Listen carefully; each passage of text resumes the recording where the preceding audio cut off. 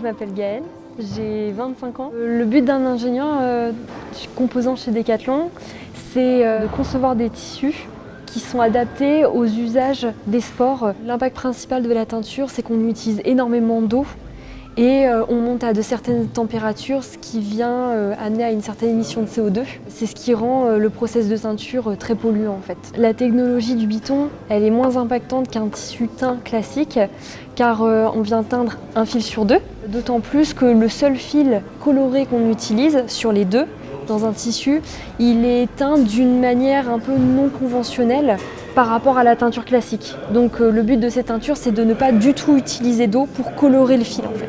Et le principe du Biton, c'est d'utiliser les fils colorés qu'on vient placer en trame de façon horizontale et les fils non colorés, on vient les placer de façon verticale, en chaîne.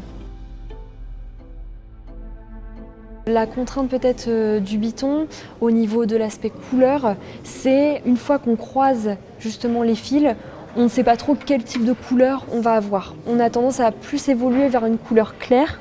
On a une sorte de quadrillage qui se crée avec cette technologie.